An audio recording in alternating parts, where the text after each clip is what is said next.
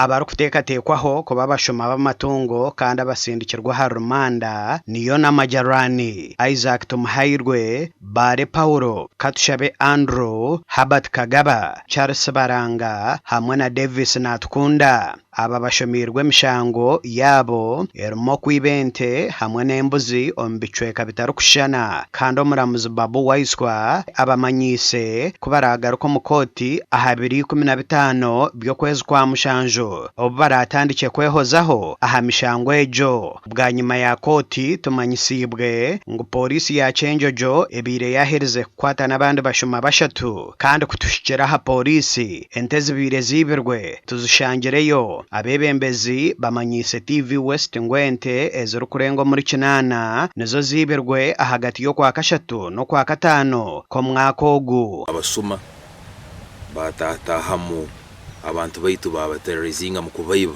nibayiba ente, nibayiba embuzi, nibayiba enkoko, nibayiba empunu kandi abantu abo tantu baseruzaho muno. Kyokusarurwa muno mu kwezi hagati y'okwezi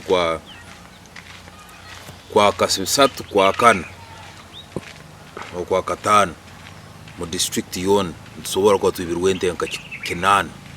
Obusuma bw'amagana bubaire bweyongere muno mu district yetu ya Kyenjojo baitu kini kireterezebwa abasuma kuba nibekwatira hamu kuruga hoyima mpaka kutaha bundi bugyo so bebakozera katolika abo and nka security kirikirungi tukwatanize hamu aba stakeholders bunda abantu abakwawukana twazingiza. Aha polisi ya Kyenjojo yona tushangireyo motoka eri kuvuga barambuzi ningashi ba tourist batumanyisa ngo bakagikwata n'abashuma bakutwarira mwente zenye bano. Tugenzere kwetegereza ngo nibakoesa abantu ababyaro byaitu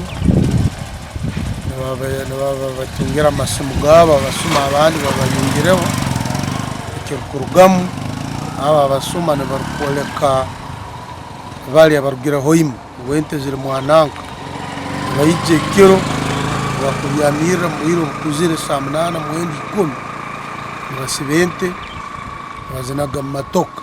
Abamu abantu abanyu bunda bakozi banya abamukweta ba managers nibo kusanga nibakwatagana n'abasuma nibamalira abakozi leki nibamalira bayibire amagana gaitu kandi nkusaba abantu baita babulikira mbe bulindara muleke kuleka amagana gonka mu kisaka ogena nosanga embuzi saha 2 saa 3 zekiro embuzi kyali nkaha zikyali mu kisaka.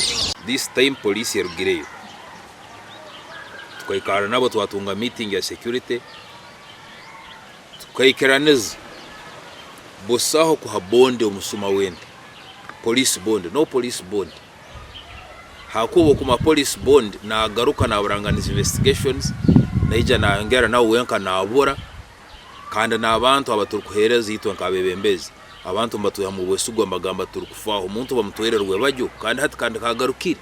Emyanya izire kuteganisibwa obushuma bw'amatungo erimu Rugombe, Katoke, Bugaki hamwe na Bufunjo. Amakuru agasha kwa Daniel Bingana.